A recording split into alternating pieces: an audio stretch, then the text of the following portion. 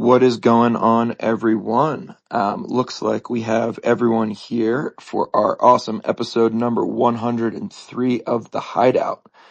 Really excited to have all of you guys here today. We have some awesome projects here up on the panel. Really excited to hear from each of you guys and what you guys are working on right now. So just to give you kind of a brief intro on myself and on the project before we jump into each of our guests here. My name is Spencer Vogel. I'm the business development manager here for Satoshiverse and Apollo Entertainment, which is building the Legions 2029 game. Normally we have our co-founder and CEO, Nick Frontera, up here, but he is currently at jury duty. So, fun stuff. I'm taking over. Quick intro and, background on what we're building. So, we've been building in this space for the last 4 years or so, starting in 2020 when we released one of the first Bitcoin themed superhero IPs in collaboration with the legendary comic book artist Jose Delbo, who had a very, very long, basically 7-decade career with most of the big comic publishers, including DC and Marvel, and went on to do some incredible things in the crypto art space. But we basically worked with him to build out this IP to build out our Legions 2029 game. And very, very high level, Legions 2029 is a fast-paced hack and slash game with both roguelike and RPG elements, completely blockchain enabled. Your progress in game gets stored within an NFT metadata, and you're able to upgrade your characters, your gaming items. There's definitely a lot more to say about the game, but I encourage everyone to check it out if you haven't already. It's available for play on PC, or you can get it through the Hyperplay launcher and a couple other places. You can also check out the pinned tweet at the top that shows some gameplay footage and some more information about some of our other initiatives that we have going on right now, like our Season 1 Battle Pass tournament, which we will actually be wrapping up pretty soon. So it is almost your last chance to get involved in that if you haven't already. But like I said, we have an incredible panel, actually a very diverse panel today with a bunch of different projects from different sides of the space. So I'm excited to see where the conversation goes. So wanted to, start out with some introductions, and also, just wanted to note that if anybody has anything that they want to pin, if you have any tweets that kind of describe what you're building or visually show anything, feel free to pin that to the top, or, if you have trouble, let us know and we're happy to pin it for you. But yeah, without further ado, let's get into some introductions. So why don't we start out with, Shay at Candy? Thank you. Hi, everyone. I'm Shay Byron. I'm the marketing director at Candy Digital, where I lead strategies that connect iconic brands with fans through innovative Web3 experiences, specifically for DC Comics and Major League Baseball. My main focus is on the DC side, where we've launched collectibles such as Bat Cows, Harley Quinn Freaking Awesome Boxes of Mayhem, Legacy Cows, and DC Collectible Comics, aka DC3s. We're getting ready for an exciting digital drop, Batman Legacy Cal, digital and physical comic. It's a 3-chapter comic book series where our Bat-Cal holders got the opportunity to actively participate in the creation and direction of a Batman comic through weekly voting. And all of that culminated in the birth of a brand new DC supervillain, the Legacy Cal. Additionally, we've got a slew of DC 3 drops lined up over the next few months that includes same-day drops as their physical in-store releases. It's part of DC's All-In series, which takes comic book collectors into the absolute universe. So looking forward to that. And if anyone has any questions, please feel free to ask. Thank you for having me. Awesome. Thanks, Shay. Thanks for being here. And, as a proud, Bat Cow holder and, being involved in that ecosystem, excited for all the stuff that you guys are doing and also for the comic book drop that's coming up this week as well. Very excited for that. Absolutely. Sweet. So, next, why don't we go over to Lock Game? All right. So Mick here, the founder of Lock Game. Can you guys hear me? Loud and clear. Right. So we are a Web3 game about the crypto industry pop culture. We started in 2021 as a TCG. We are backed by guys like Signum Capital, NGC, Polygon Labs. And as I said, it's all about the industry. So you guys can all probably recognize yourself in our characters like whales, hodlers, VC guys and VC queens, full of jokes and crypto memes. Started as a simple table game, launched at Bitcoin Miami in 2021. We really grew into something totally different, like a strategy, TCG, like mid-core level mobile game. And we are launching our meme fight token for an upcoming meme season, all about the popular meme and internet culture. Excited to be here, share our insights. If you guys have any questions, also after the spaces, happy to connect. And yeah, let's have some fun tonight. Awesome. Thank you. Next, let's go to my friend Jason. What is going on? How are you, sir? Oh, good. And you? I am doing fantastic. I am rusty because I have not been on a space for like months, so bear with me. And I'm actually here for Shay too. When I saw that she was going to be speaking, I'm like, I want to hear about Fat Cal stuff. But anyways, so let me introduce you to Coin Theaters. Coin Theaters is a decentralized crowdfunding and streaming platform that combines the best of Kickstarter, Netflix, and TikTok, where creators can fund their visions, stream their work, and monetize their brand all in one ecosystem. So we're building a platform that empowers artists, storytellers, and dreamers by providing them with a solution to take control of their success, directly engage with their audience, and have total control in sharing profits. So the challenge that we see is that the traditional funding model in Hollywood is deeply flawed. A few gatekeepers, big studios, executives, and investors control the flow of money. These decision makers, they prioritize safe, formulaic projects over bold, innovative storytelling. So as a result, countless talented creators with fresh ideas are left unfunded and unheard. At Coin Theaters, we believe funding should come from the people who care most about the content, the fans and the communities. So our decentralized crowdfunding platform removes the gatekeepers and allows creators to pitch their vision directly to their audience. So with our Create tokens, supporters can fund projects they're passionate about, ensuring that creativity and originality take stage. And the second challenge is even if a project does get funded, the battle isn't over. So creators face immense difficulty securing distribution deals. So streaming platforms are dominated by major studios and high budget productions, leaving independent creators with limited options and little visibility. So Coin Theaters is building a streaming solution tailored for creators. It's not just about hosting content. It's about empowering creators to share their work on their terms, connect directly with their audience, and monetize efficiently and effectively. And so with our integrated ecosystem, creators can take their funded projects from concept to screen without ever leaving the platform. And essentially, Coin Theaters bridges the gap between funding and distribution, providing creators with a seamless path to bring their visions to life and share them with the world.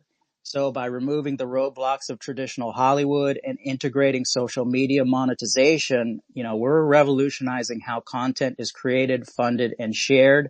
This isn't just a platform. It's a movement to decentralize and democratize entertainment. And we will be doing a soft launch of the platform in a couple weeks, and the platform will be fully live to the public no later than the second week of January. Beautiful. Well, I just want to say that sounded anything but rusty. But sweet. Thank you for the explanation in the intro, and excited to talk more about it. And then last but not least, Orbeez Breath. Yeah, hello everyone. Thank you very much for inviting us for this space. Sorry, that's one of my first spaces. So for the case, I might be a bit not rusty, but struggle a little bit. And thank you very much, Satoshiverse, for inviting us.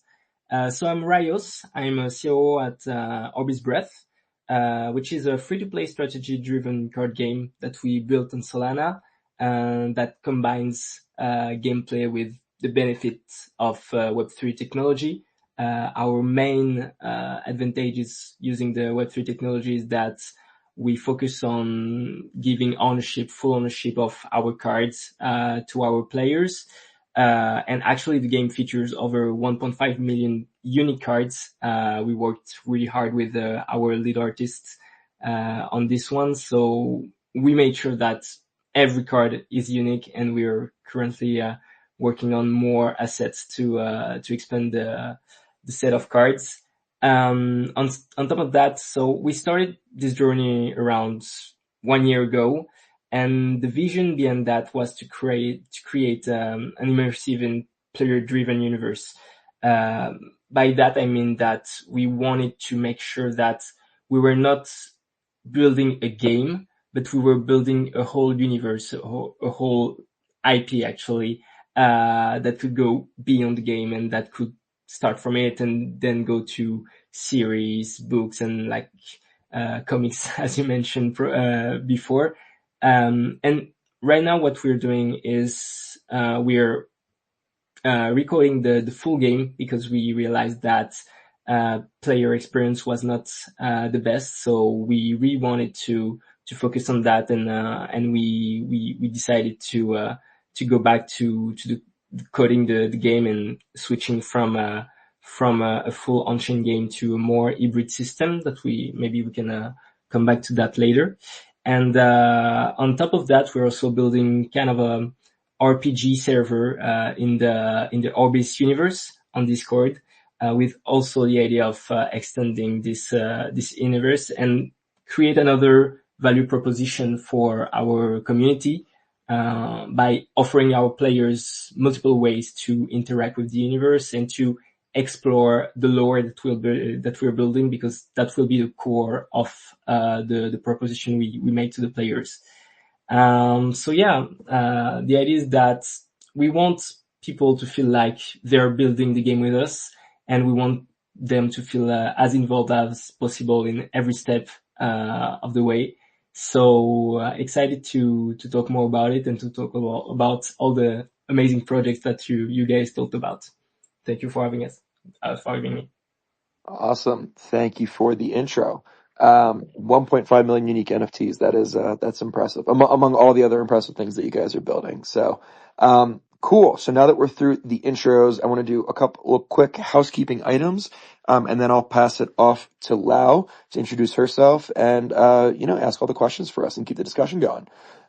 So first thing, I want to pin a tweet to the top of the space here. There we go. So we do a giveaway on every single one of our episodes of the Hideout.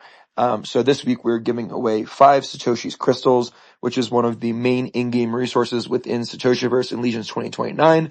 You basically need these in order to upgrade your avatars and your in-game items on chain.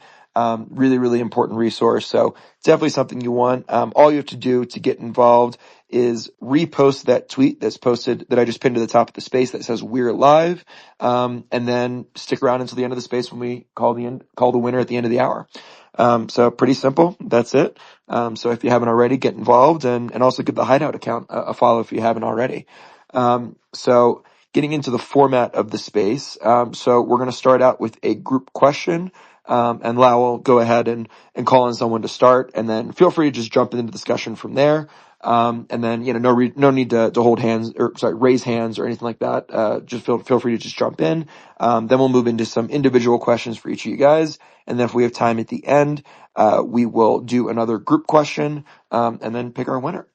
So without further ado, I will pass it off to Lau, to get us going on the discussion.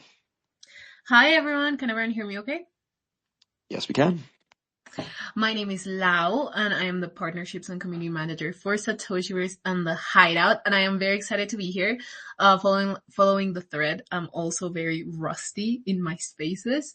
So as High School Musical says, we're all in this together. And I don't know the rest of the song. So as Spencer said, we have 2 types of questions. We have everyone questions, and we also have individual questions. I am very excited to be here. We have an amazing panel. And how about we start with an everyone question?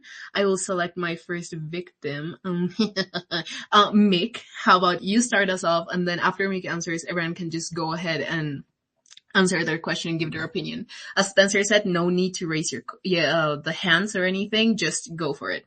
So Mick, with crypto beginning to make a resurgence, what are some of the things you're most looking forward to during this bull run? Yeah, today's resurgence is a bit dubious, right? Everything's falling. But coming from a Web3 gaming space, well, first of all, first and foremost, I'm looking forward to a resurgence of like Web3 gaming as like a sub-industry class as a whole. Like we've been like hard hit by the bear market. Lots of projects didn't survive. And I'm looking forward to Web3 gaming narrative re-emerging, so to say, as one of the main narratives.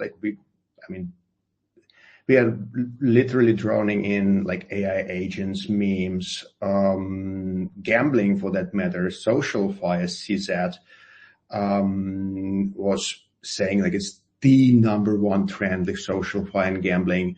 But that's one thing, like the resurgence of the Web3 gaming narrative overall.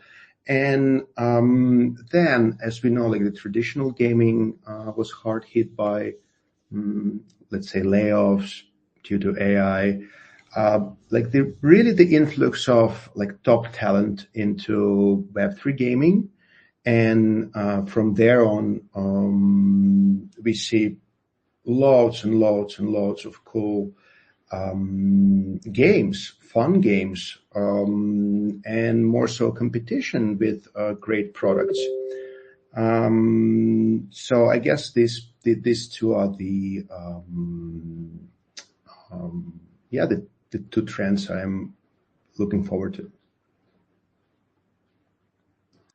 Nice. Yeah, I guess also very, very excited about Web3 gaming and where it's going. It seems like there's I don't know, just a lot more general excitement and like you said, a lot more games that are actually, really truly fun to play. And yeah, so yeah, I definitely agree with you on that. I feel like in general, I'm just really excited about, I feel like just like the general feeling in the space. Like I feel like just coming out of the bear market, there's a lot of, just a lot more positivity because things are starting to turn a new leaf. So I think that positivity is just kind of going a long way in the space and kind of bringing up everybody's spirits and I think making everybody more motivated to keep building and keep doing all the things they're doing, which I think is super, super important.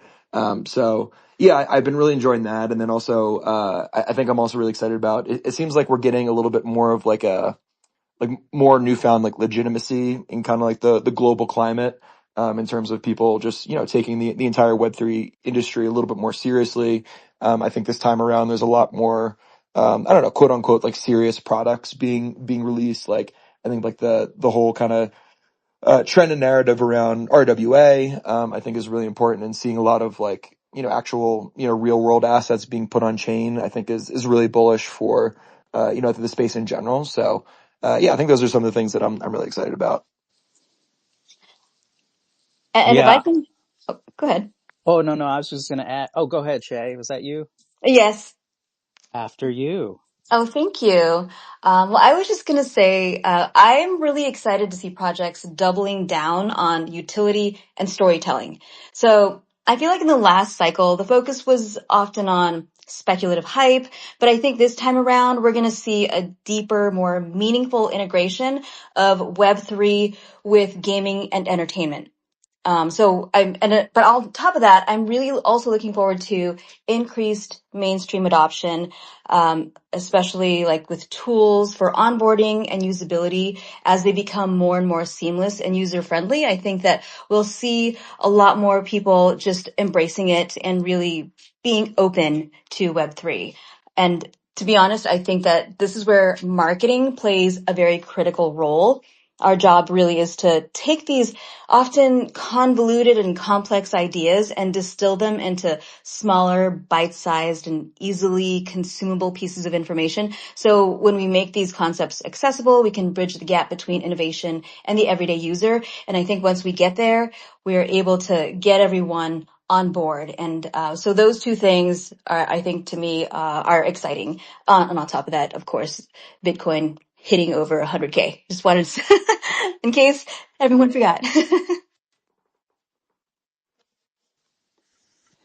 Yeah, I agree with everything that you all said, and I'm super excited about that too. But I'm going to point out kind of some of the boring stuff. So what I'm mostly excited for is that I see a lot of companies and brands that are using the actual underlying technology. So when you mentioned RWA, real world assets, we've got, DPIN, accelerating, etc. But I think like companies that are actually utilizing and adopting the technology, the underlying technology, and implementing them in supply chain and in healthcare and finance, I think that's going to be some massive accelerants. And the other thing that I'm very much looking forward to, and this is probably super boring and maybe people might like give a thumbs down, but I can't wait for actual regulatory clarity in the space.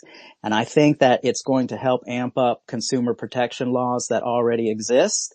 And I think that's incredibly important because there is way too much nefarious activity that goes on.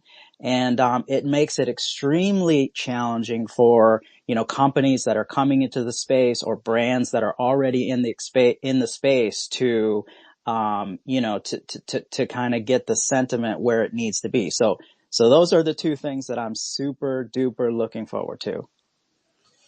Yeah, maybe to build on what you both said before, I'm also really excited about the regulation aspect actually, because from a gaming point of view, I've thought a lot about how to kind of bring Web3 to Web2 people, considering the whole fear about something that is this complicated as blockchain and coins, etc. And I see the bull run as a really good opportunity to get more eyeballs on multiple projects, because I mean, for me, I'm from the Web2 actually, and I joined Orbis Breath as my first Web3 project. And I was just amazed by all the possibilities that were offered to companies to use blockchain technologies to bring proper value to consumers. And I think now is the time to show people, to demonstrate them that they can trust the space. And something that will really help achieve that is to have proper regulation, like consumer protection, as you mentioned, Jason, and also the fact that more people will be maybe willing to try and invest in crypto and try to get into some project just by curiosity at first, and then when they will see that it's not a scammy space anymore, but it's more like I mean, it's more like trying to innovate and trying to find new ways to create value. When people will realize that, I think it will be a game changer. And actually, I'm definitely, I definitely agree with Shay about marketing, because for me, that's the way to go to get more people into the space, like more Web2 people into the space, just showing them that it's not this complicated, that it can bring them, more value than things that they can find in the Web2, for example, in gaming, instead of spending your time, playing a game that you like, of course, but for nothing, you can spend your time playing a game that you love for money. And that's a pretty, I mean, for me, it's pretty amazing as a gamer. So yeah, excited to see what the future will show us.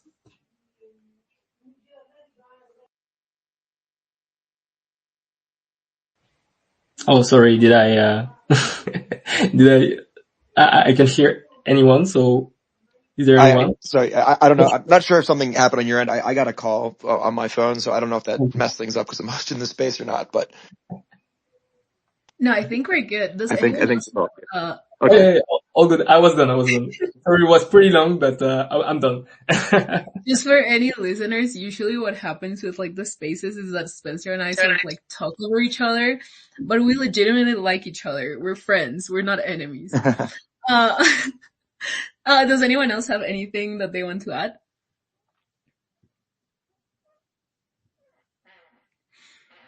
Okay, I would like to also say something, surprisingly. But what I am actually looking forward to is seeing sort of like communities come back. Cause for a while it felt like, the Discords were like a little slow and everything. And now I've been seeing people that haven't been on Discord for like a year or two sort of like come back.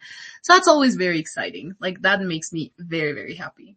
Because community in Web3 is absolutely everything. And yeah, that's what makes this space such an amazing space. Okay, how about we move on to individual questions? Let's start with Shay, cause I already know that we would be like besties if we met in the real world. So we'll start Oh, with you. absolutely. Oh, I love that. Okay, so your question is, what do you see as the biggest opportunities for iconic IPs such as DC or the MLB in the NFT space? Well, IPs have a unique opportunity to leverage NFTs for dynamic fan experiences that really go beyond collectibles.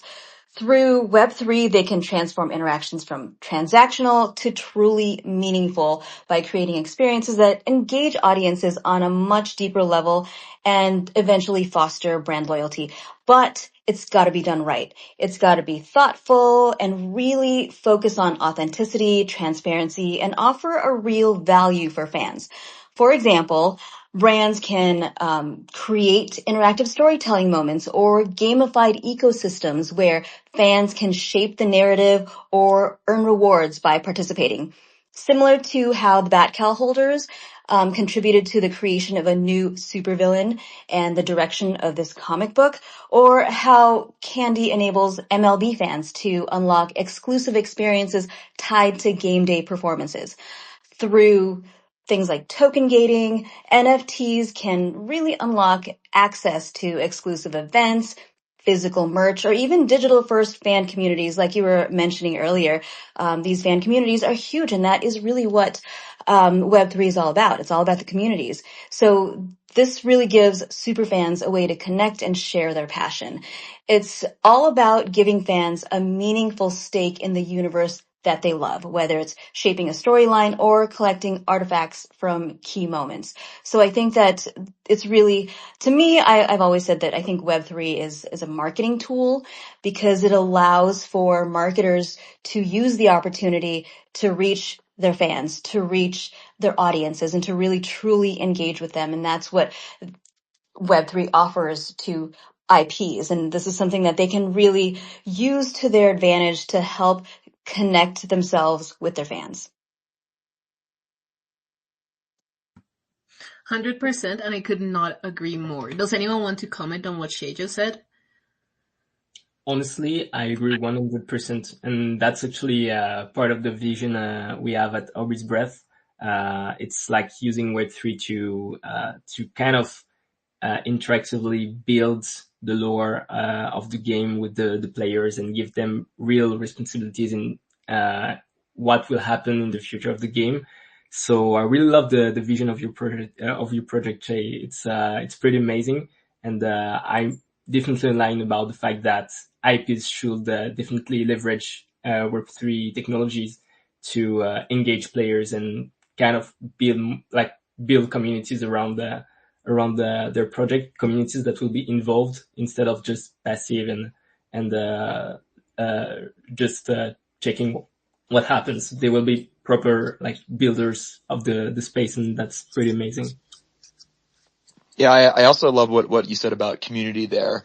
So outside of, doing what I do here with Satoshiverse, I'm also co-host of Comics and Crypto, your source for everything collectible. So we're huge into the collectible space. And, as much as we love, actually buying collectibles and, adding to our collection and all that, I feel like the biggest thing that connects it is the community. Cause if you don't really have somebody to share it with and somebody to get excited about the things you're collecting with, then kind of what's the point? So, yeah, I think that it's such an important thing. And the community that you guys have built around the collectibles that you guys have released is incredible. And getting to see everybody in person at Comic-Con is always such a fun experience. So yeah, I just wanted to throw that in there.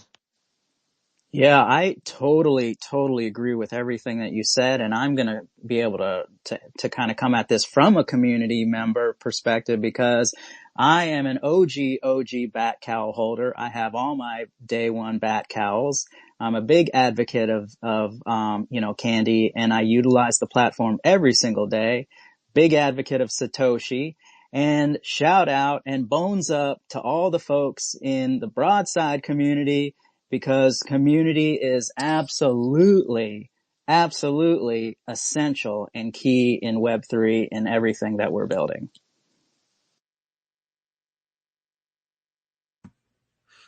Yeah, I would also just like to give a huge shout out to the Batcow community right now because you guys made me laugh so much. Someone commented that we should change our name to Batoshiverse, and I think I laughed for like 10 minutes.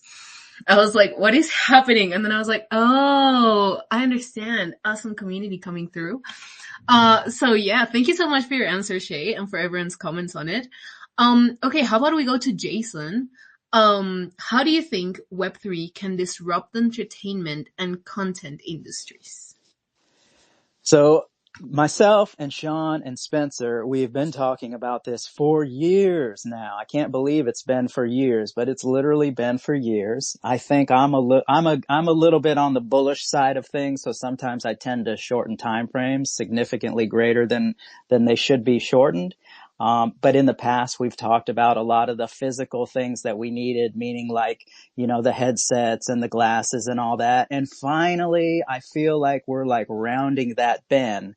However, the potential is, and it's one of the reasons why I wanted to also give a shout out to the projects up here like Satoshi, Candy, and Broadside, is because it is going to absolutely completely transform the entertainment and content industries. And what excites me the most is the convergence of Web3 and mixed reality, AR, VR, MMR, whatever you want to call it, XR, and beyond. And so imagine a world where entertainment isn't just something you watch or listen to, but something you step into, experience, and interact with in ways you've literally never seen before. So quite frankly, thanks to Web3, creators can build immersive, mixed reality experiences that go far beyond traditional content. So we're talking about like ultra immersive storytelling. So what Shay is building, what Shay and the folks at Candy are doing, what Satoshiverse is doing, what Broadside I feel like is going to blow out of the water here soon with what they're doing. So where fans can walk into their favorite movies, participate in live virtual concerts, explore entire universes built by creators. And we're not talking about looking into a Zoom call screen, a laptop, a PC. We're talking about, if you've looked at any of the MMR, XR, extended reality, augmented reality, any of that stuff, like we're just at the very precipice of that. So, it's just not about creating groundbreaking experiences. It's about putting power and profits in the hand of creators and their communities as well. So like NFTs, which I know everybody hates saying NFT. I don't care. I'm going to say NFT. It's an NFT, non-fungible token. If you don't like it, I'm still saying it because it's a technology, and that's what we need to embrace, technology. Don't be scared to say NFT. And so NFTs can give fans ownership of unique virtual assets within these mixed reality worlds. And quite frankly, tokens can be used to directly fund projects, creating a feedback loop where fans are co-creators in the experience. And this kind of ultra immersion, could completely redefine fandom. It's no longer passive consumption. It's actual active participation. So Web3 unlocks these possibilities. We're only scratching the surface, like barely. And I'm beyond excited about what this means for creators, fans, and the industry as a whole. We're entering into an era where content isn't something you consume. It's literally something you live.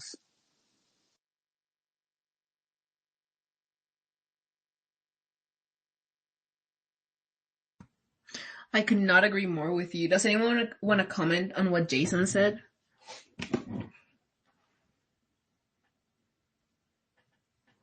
I mean, I'll just say that, yeah, I love everything you said, and especially just like kind of getting to experience all the content that we're being presented to us in a different way is one of the things that I'm really really excited about, and especially around like digital collectibles as well. Just getting to experience them and providing more utility for them, and being able to walk around and enjoy them with other people. So yeah, all on board with all the stuff you're saying there. Yeah, I agree, especially because fandoms move the world. Like, tell me a fandom that has not changed something in this world. Like, I dare you. Uh, thank you so much for your answer, Jason. Okay, so how about we go to Orbeez Breath? So, Rios, your question is, Orbeez Breath originally started as a fully on-chain game and then transitioned to a more hybrid approach.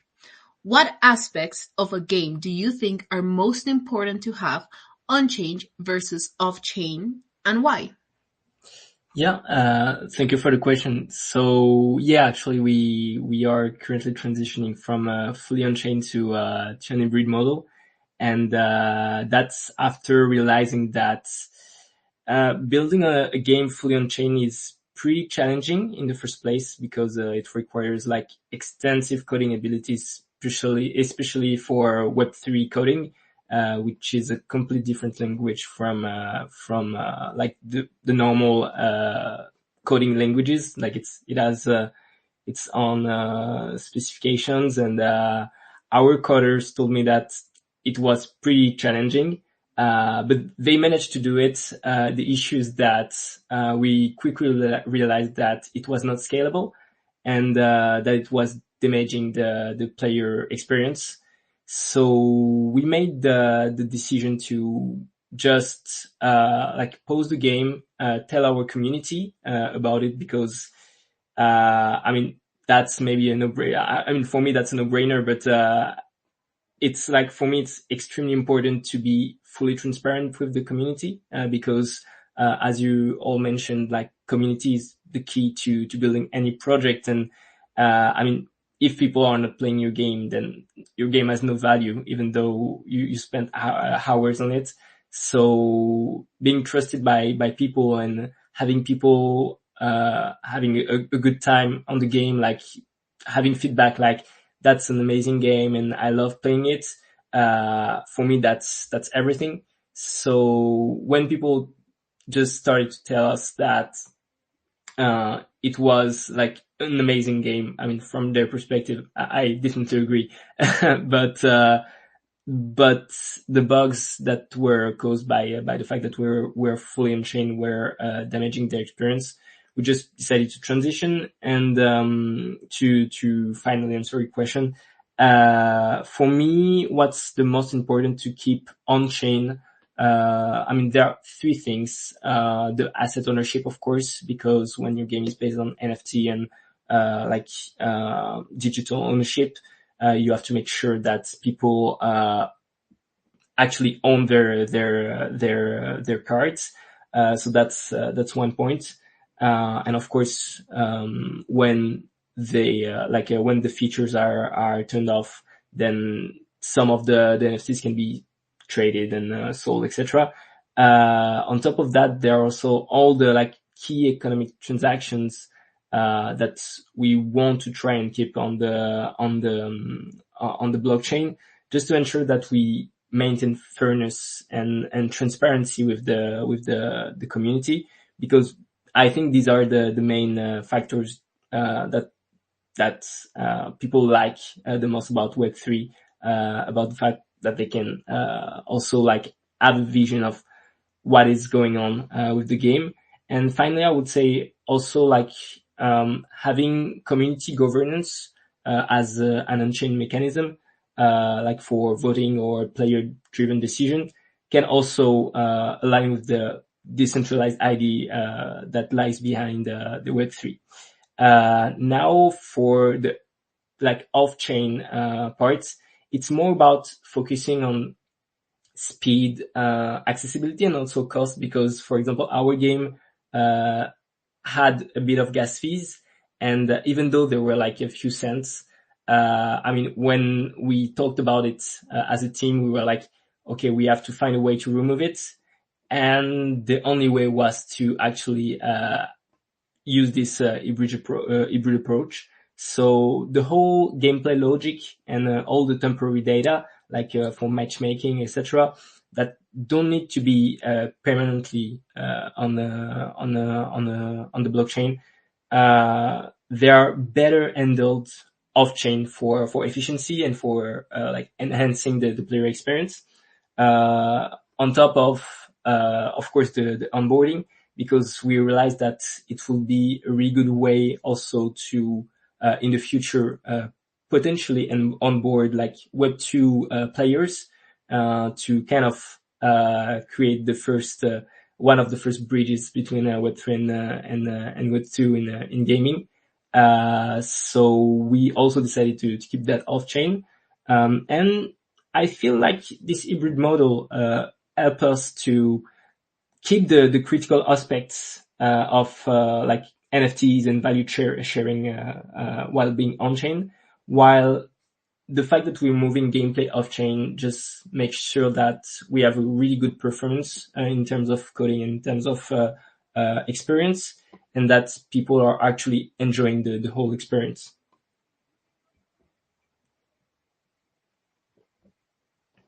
Yeah, I definitely agree with that. Yeah, I mean, I think, well, I mean, when I joined the space back in like 2017 and like was first, playing like Axie Infinity and, Crypto Kitties and, some of these like earliest games. I remember there was such a big emphasis and focus on making sure that everything was on chain. And I think as the industry has progressed, we've kind of realized that, really it is the actual playability of the game is what's most important. And, I think there are certain things that definitely get sacrificed, when they get put on chain, but there are others things like, true ownership and digital ownership, which is kind of like the core tenets, that absolutely need to still stay there. And, things like account abstraction and, things that make it easier for players to, actually play the games and not have to worry about, accidentally losing their private key and then never being able to access their assets ever again.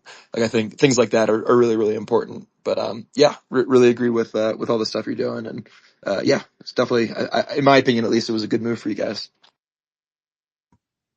Yeah, I totally agree. Especially because I think that having an on-chain and also an off-chain version allows for people that are not interested necessarily in like Web3 to sort of like dabble their feet without them getting like scared. Because I know I have a lot of friends that want to play the game, but as soon as they are like, oh, well, but I don't know anything about Web3. I don't know about anything about NFTs. I don't know how to start with this. As soon as we're like, oh, we have a version that is not necessarily on-chain and you can play it, then they start sort of like getting curious, and that's when they start just looking into Web3 and start losing that fear, which I think it's a very good onboarding strategy. So yeah, I agree with Spencer. I think it's a really good move that you guys did.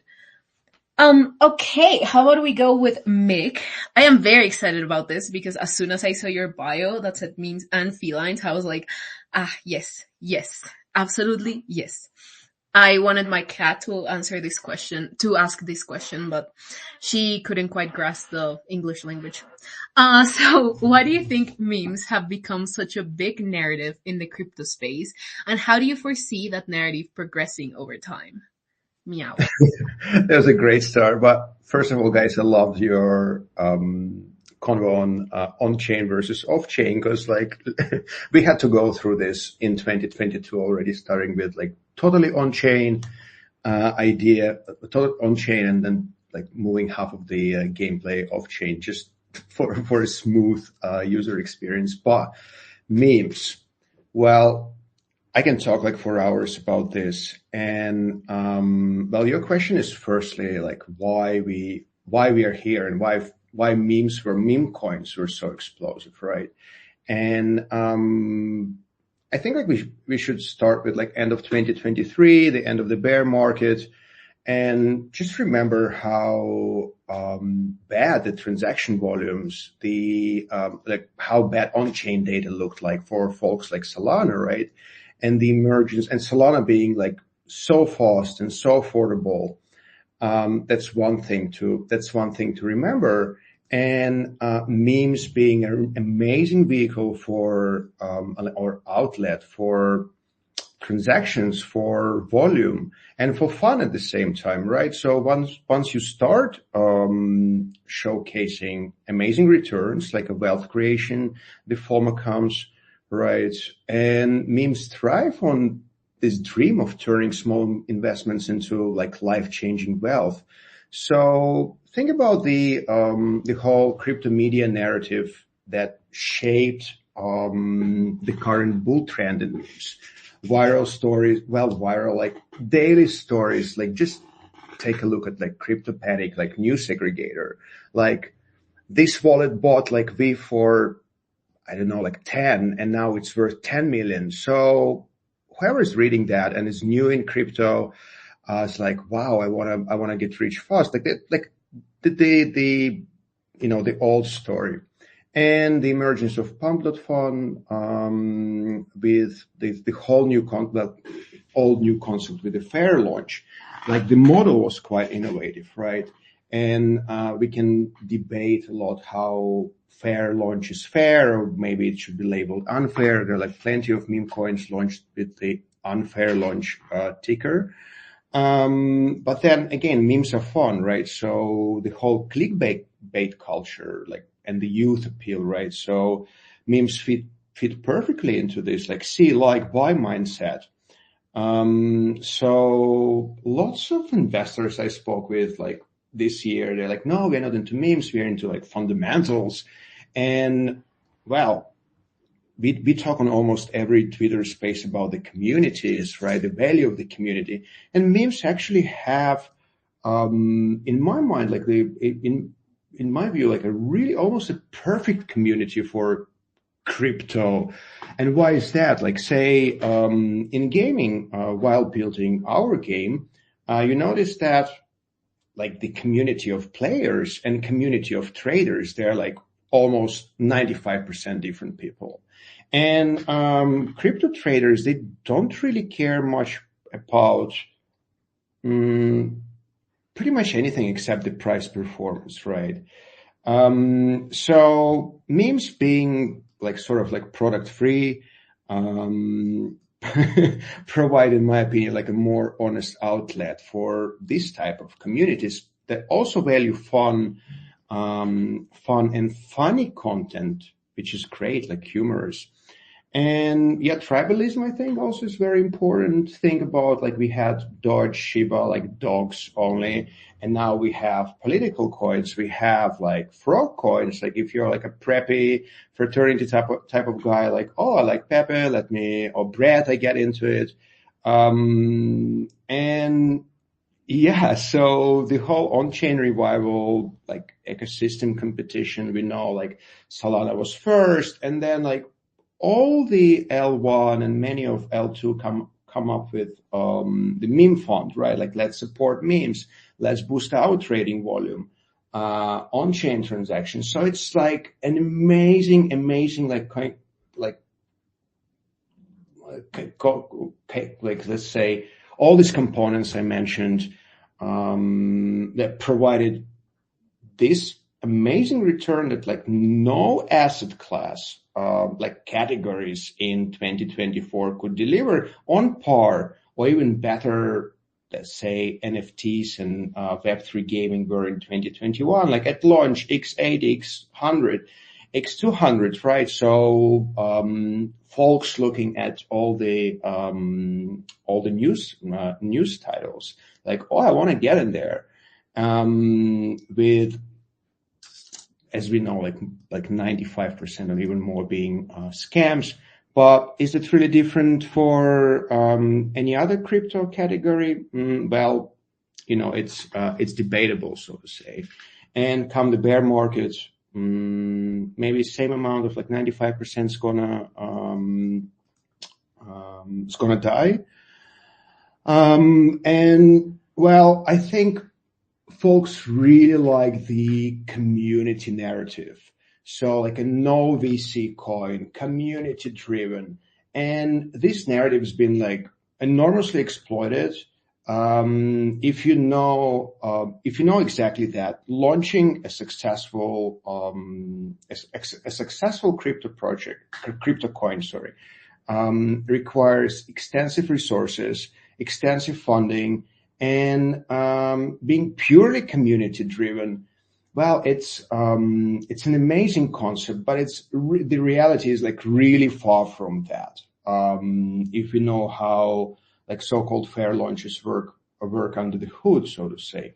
So all this combined, but don't get me wrong. I love meme coins. I love trading meme coins, and I love the popular internet culture narrative.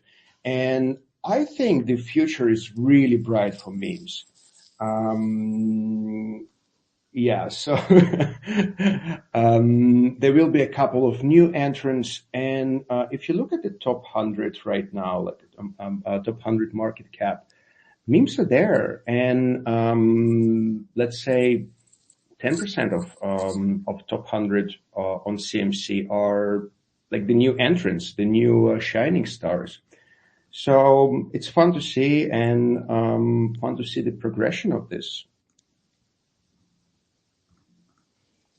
Yeah, I do. I think that's a very, very interesting take. And, I actually really understand the, the meme token in our culture and in crypto. I think it's a good take.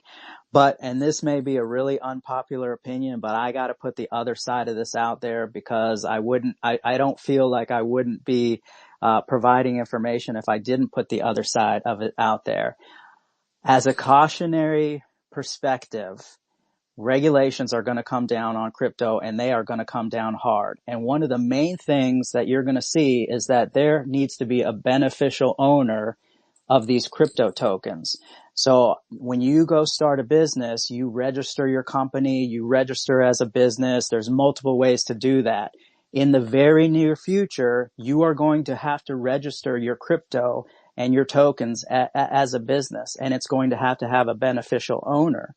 And one of the challenges that I see is that if you're an existing crypto token and you're not able to register as a business or have a beneficial owner, there is a chance that that crypto token could potentially disappear. And so I've heard the other side of the argument where folks are like, well, there's millions of these. How can they stop millions of these from trading? Well, what you have to realize is that all of these decentralized exchanges are not decentralized. They're owned by organizations and companies. And I'll be the first one to tell you, and maybe you've heard it from other folks, that what's going to happen is the government is going to come in and say, if you guys don't cease and desist trading on these particular tokens because they were unable to register, you will be fined $10 million for each token. And I promise you, those tokens, if that happens, and I'm not saying 100% that that's going to happen, and I'm not saying that's going to happen tomorrow, but if that happens and these crypto tokens are not able to establish a business identity, and they're not able to register, and they're not able to claim a beneficial owner, they potentially could disappear overnight. And so that is a very, very, as you're looking at putting money into things, you really need to understand the risk getting into these things, because there's, when you look at coin market cap, you might look at the top 100 tokens and you're like, oh, there's 100 successful tokens, throw in a few meme tokens in there. Fantastic. But there are millions and millions and millions of tokens that are launched across all of these chains. And it's not 95% or 90%. It's almost 100% of all of these crypto tokens fail. And many of them fail with business models in place, with teams in place. We've all been part of rugs where we thought, wow, this is a great business model, business plan. And I don't even want to say they're rugs. Like, they just didn't make it, just like many startups don't make it.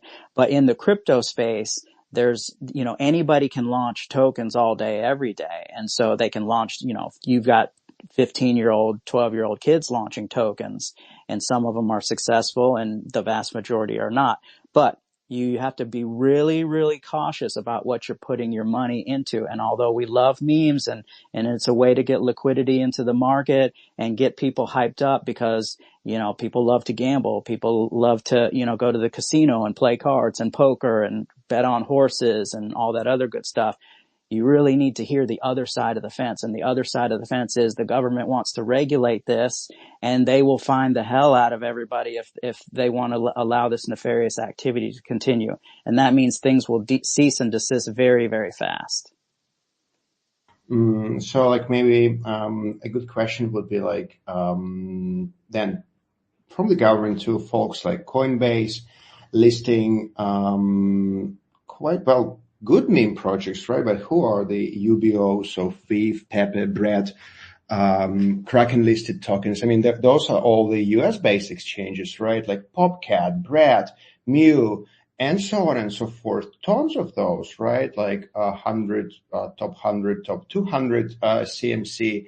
So yes, you are right, but at the same time, well, if you unwrap this Pandora box and see how all the L1s and L2s supported the rise of meme coins, with the funds, with trading volume, liquidity, and so on and so forth, I think it could get like super messy. And as you rightfully said, it could. You're right, 100%. It could get totally messy, but we have a use case already, XRP. Just look at what happened with XRP and Coinbase. XRP was out of Coinbase in 2 seconds.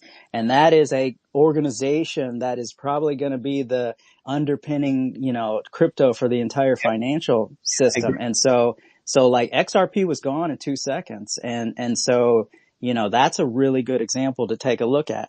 Does Popcat have a chance against like an XRP when you go up against the SEC? Probably not.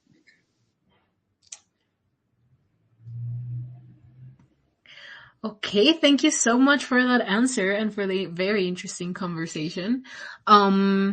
Sadly, we're running out of time, so I'm gonna go ahead and announce our giveaway winner.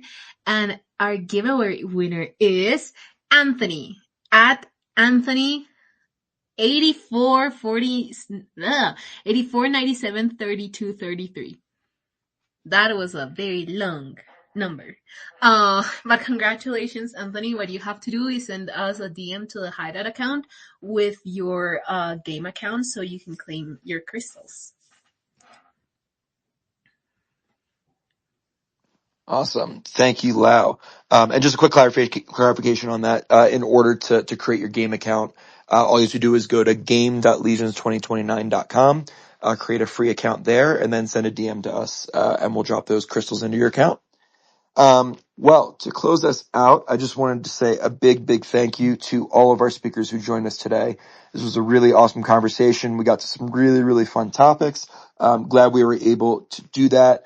Some, I guess, kind of last items on the Satoshiverse, and then I'll pass it off to each of our guests to give their own final closing remarks. But if you have not already checked us out and you've not played our game, it is called Legions 2029. You can go to game.legions2029.com in order to get all signed up and play. It is currently playable on PC, and you can also find it on the Hyperplate launcher. Currently completely free to play, and still in beta. So if you have any feedback for us, we would really appreciate you giving the game a try and letting us know what you think. Like I said, pinned to the top, we still have our season 1 going on right now, with some really awesome prizes. We're going to be ending that probably next month. So, last chance to get involved in that if you want to. But yeah, that's it for me, and I will pass it off, to everyone, to close it out. Feel free to, jump in, give some last closing words, and then we will close out the space. So I will let you guys do your thing. Great. I can go first. This has been such a great space. Thank you to Comics and Crypto and Satoshiverse team and my fellow guest speakers for making this space so insightful and so fun. I really enjoyed it. As we continue building in Web3, it is so key for us to focus on creating meaningful and exciting experiences that really resonate with our fans and our collectors, because that's what will drive long-term engagement and value for everyone. So whether you're here to learn, collect, or just explore what Web3 has to offer, remember that these innovations are about putting more ownership, creativity, and connection into your hands. If anyone wants to connect, you can find me here on X at Shay_Byron, and be sure to visit candy.io for our latest drops, including our upcoming Batman the Legacy Cowl digital drop coming very soon. Thank you all. Thank you guys for having me. Thank you very much, everyone, for this space, and especially Satoshiverse for inviting Orbis Breath to this space. Honestly, it was one of the best space I've done so far. I haven't done a lot, but this one is definitely top one. So thank you, everyone, and thank you for the amazing discussions. I'm really happy because I got to hear about projects that are pretty amazing and that I didn't know about. So I will definitely go through all of them on X tonight. So thank you very much. And as Shay said, like rightfully said, yeah, that's let's focus on creating value for the community. And I think that's the main thing that will bring people like from Web2 or Web3 or anything that will bring people to love what we're building and what Web3 has to offer.